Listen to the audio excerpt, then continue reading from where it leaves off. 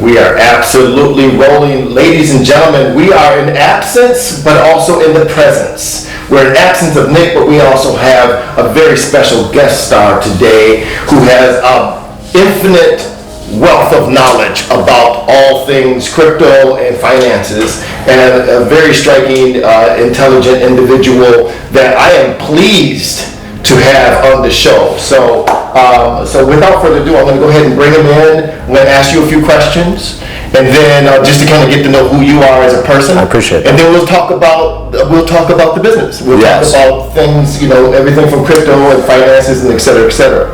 Now, infinite's a big word to use. I appreciate that. I don't know if that's totally true, but you're almost there. I have a lot. Yeah, I have a lot.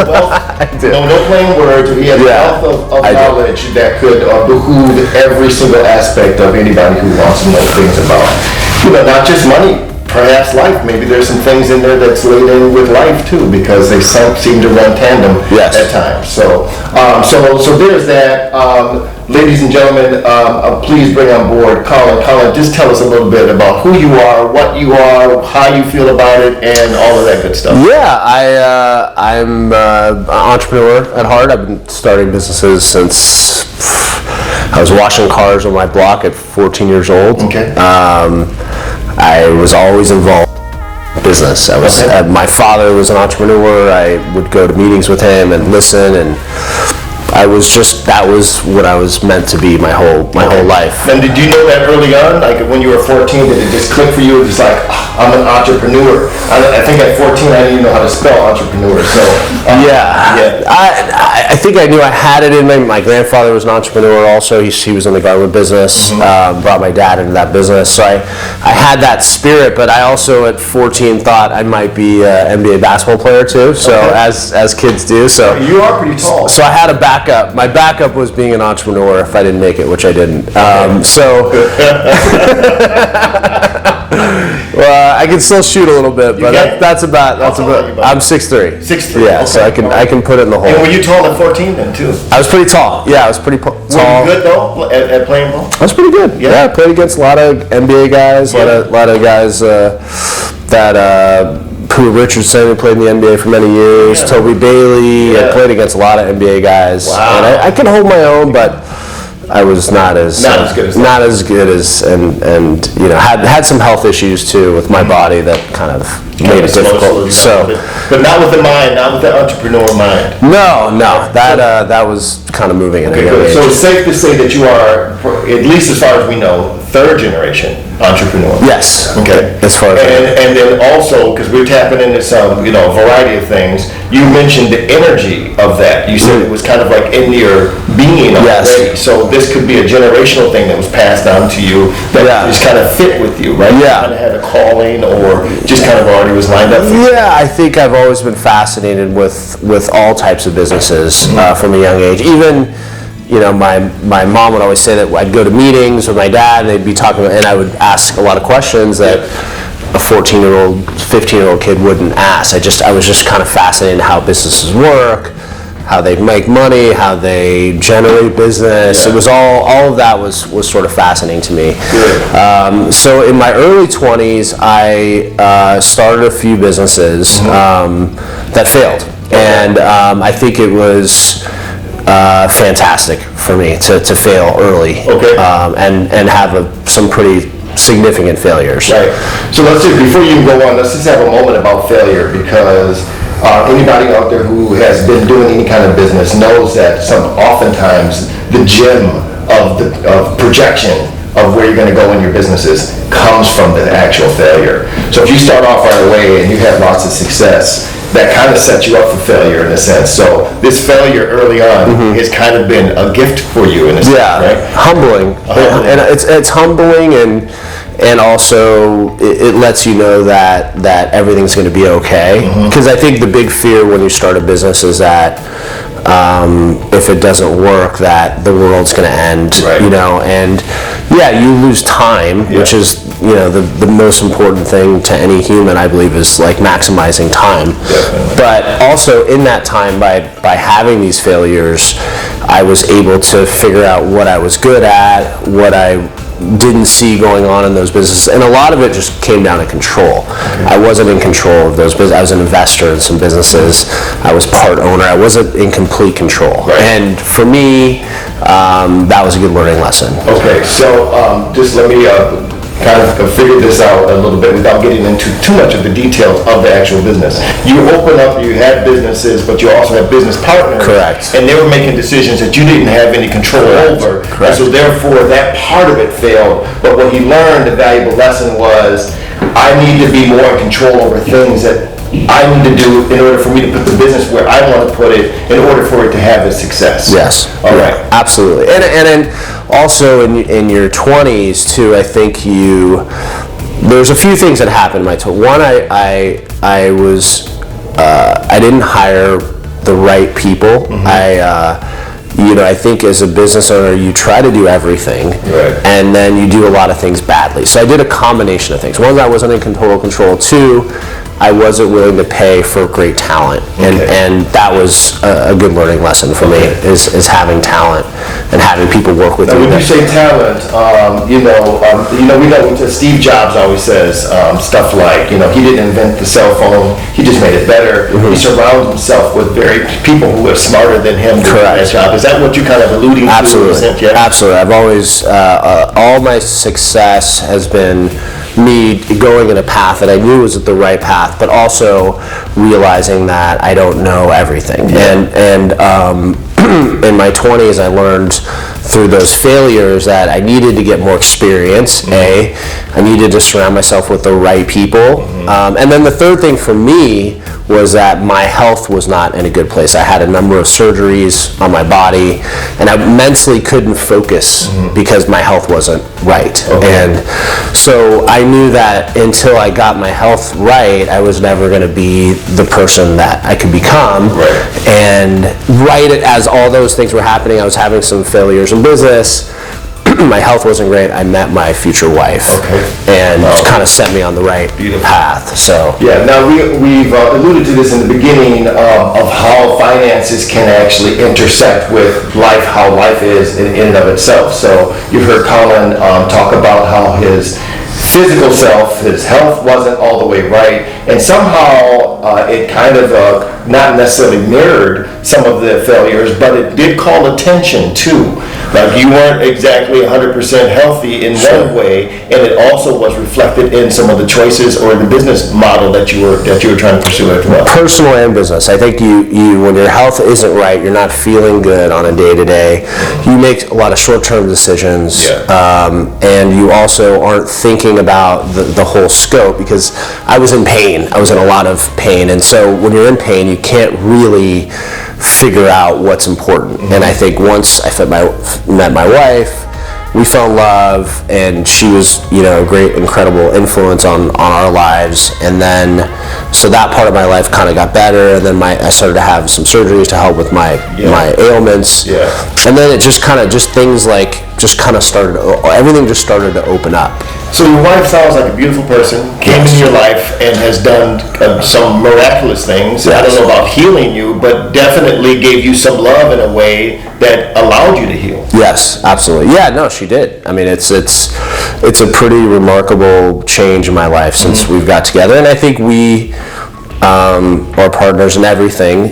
And also, she's just, not only that she loves me, but she's brilliant too. Like, this business is here. My businesses are here because we're together. She's my sounding board. Yeah, she's like my Nancy Reagan. I mean, I don't know if I'm losing my brain like Ronnie, but I definitely rely on her to kind of navigate. Yeah, the big decisions and personal relationships and employee decisions and the big stuff. She's involved in all that. So now, because I got a host of questions for you. I got a lot of great questions. I feel, and before we get really into that, I do want to talk about, because Collin has a wife situation, but for those of you that are listening, what we're really talking about is a person that you can feel comfortable with and supported in your decisions, and perhaps maybe even a little smarter than you. So, you know what I mean? And Not perhaps. Okay, yeah, right? So then you can trust that individual because you may have the innovation and you may have the projection of something like that, but you mentioned the sounding board, right? To be able to put those things out there with someone that you trust to kind of give you feedback in a very supportive manner is crucial. So this relationship, we just don't want to, I don't want to just kind of like gloss over this moment because Collin is fortunate enough to have a wife, but for all of us out there that are trying to build something, it's important to have a very significant person, whoever that may be, a little bit smarter than you, that can support your vision with love and help give you the type of guidance that's going to give you to move you forward. Yeah, and I have other mentors too, you know, that also, when I'm having a critical decision, I go to, just because you want to get other people's opinions that are outside of the business. I have mentors that are very successful that I call when I have an important decision, and I just run it past them too, just to hear, because they're looking at it outside in. Obviously, we have a lot of smart people working at all of my companies, but their insight, sometimes to get a voice from the outside is helpful also. So I think whether you have, you know, a significant other, you do, if you want to scale a business, you need to have a sounding board. It's 100%. It's you can't do it without. I think that's applicable to anybody, no matter what business that you're getting into. Having a mentor is extremely important. And then also having somebody that's outside of your particular business. For me, it was my Uncle Bob. He was from Ohio.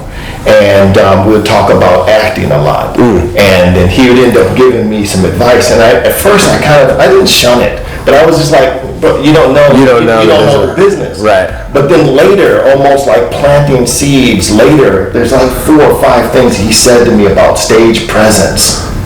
And when you get it, like when it's on, that type of thing. And stuff I didn't get it at the moment. But then it matured as I got better at my job. I was like so very thankful. So thank you, Uncle Bob. Rest in peace. But we all have an Uncle Bob that's out there that doesn't necessarily have to be in your particular business, but somebody out there can give you some insight. That wisdom is no joke. Wisdom is no joke. Absolutely, yeah. Okay, so did you want to put a button on that thing there with you making a solid connection with your wife? Yeah, so, and then, you know, it's sort of her having a very kind of strong, successful career allowed me to get to kind of, you know, work past a lot of those businesses that I've been and try to find a path. And so that's what we were able to do, and then we, you know, kind of took off from there in terms of business. So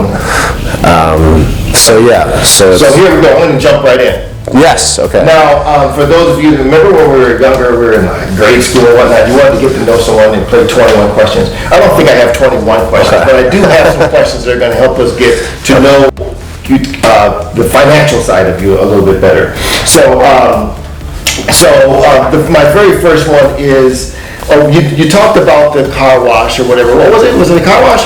That was my first business. That was your first business, car wash at 14, right? And so there's that.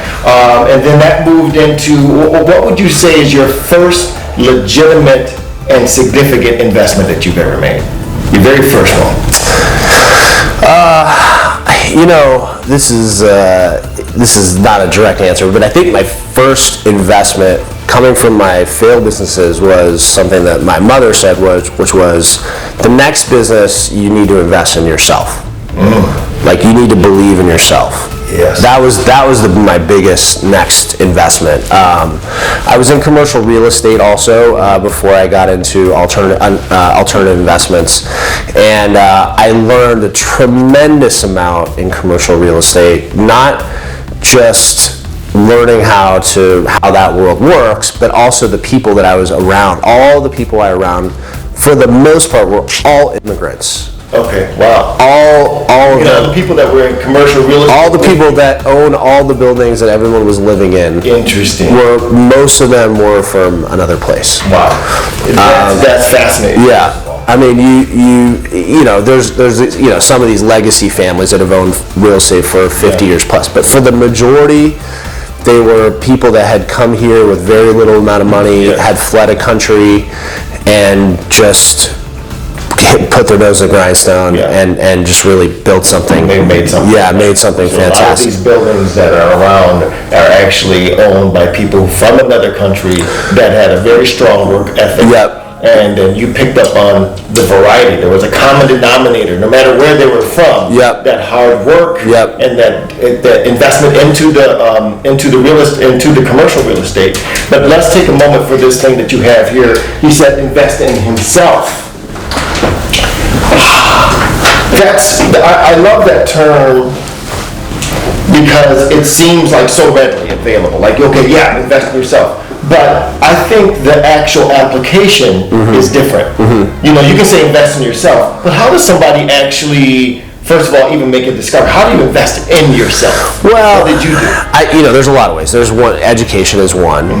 Going and getting a degree or an MBA. Obviously, that can be a great investment in yourself. That's one path. That wasn't a path for me, but that is a great path. Okay. You said that was not a path for you. For me, it was not. You did not get formal. No. Oh, okay. No, I don't have any. That wasn't for me, but it is a good path. Okay, so there it is. Some people that works for, some people obviously you can still be a success without having 15 different degrees, a master, MBA, and all that stuff like that. Not necessarily true if it doesn't fit for you. Yeah. Living proof. All right. Yeah. So I think for me it was following passions and getting into and learning and taking chances and learning about businesses where I'd seen people had success. Like in commercial real estate was a great example. I mean, everyone I was around, multi-millionaires, even some billionaires I talked to, but just being around them helped me change my mindset. It put me into a world of you have a much bigger mindset when you're with people that are worth 50, 100, 200, 500 million, $1 billion. Because they don't look at money the same way. Right. They look long term.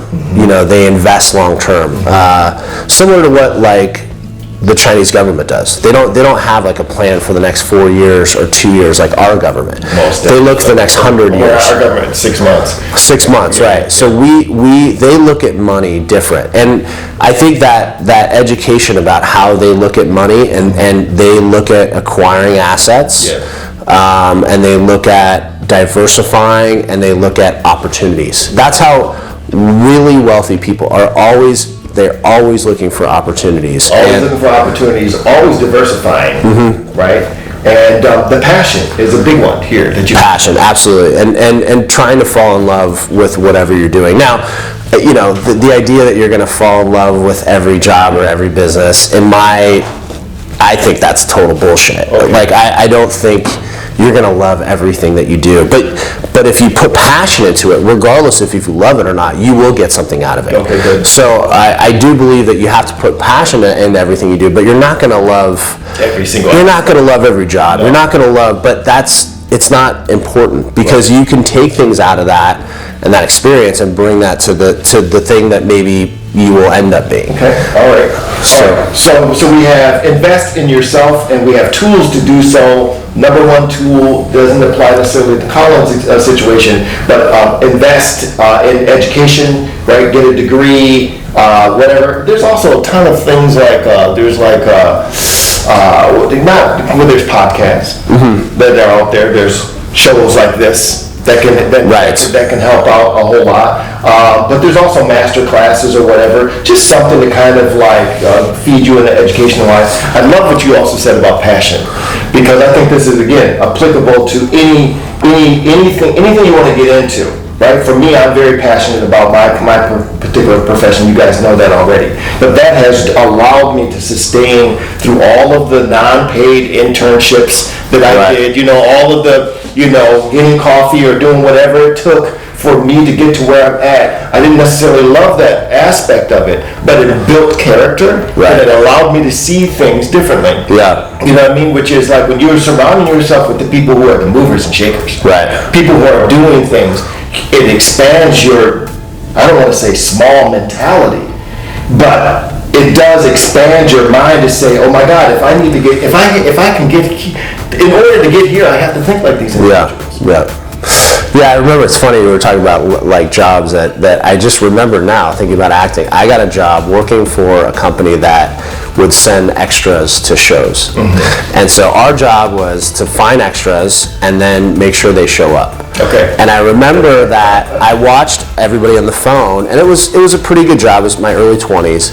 People were making good money, but the guy said basically you got to get extras. They want to be on the set. They want to be actors. Yeah. Then you got to get them to the location. So I listened to people, and I heard that people would say like, oh, they didn't make it, or they couldn't find.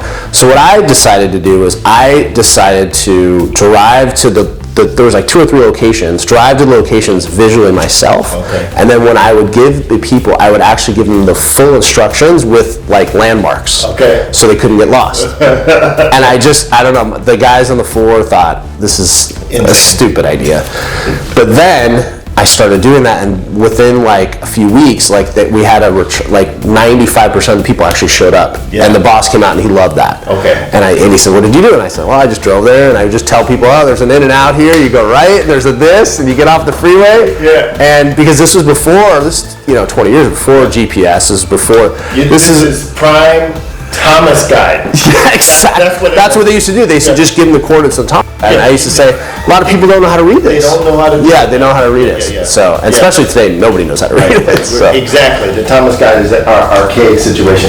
But what I love is that you kind of like created, you were the visual app at the time. You were the actual app. You were the one saying, this is what you need to do.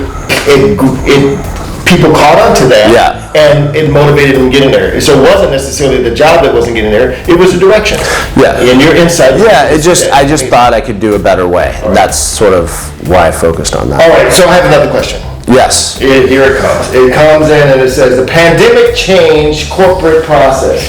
Where do you think commercial real estate? Yeah. Okay. All right. So let me put it in my own words. So many people that I know don't want to go back to work. I know lots of people who own businesses that realize, hey, look, I got all this office space. I don't need it anymore. I only need to have meetings once or twice a month now in person. So how has the pandemic affected commercial real estate?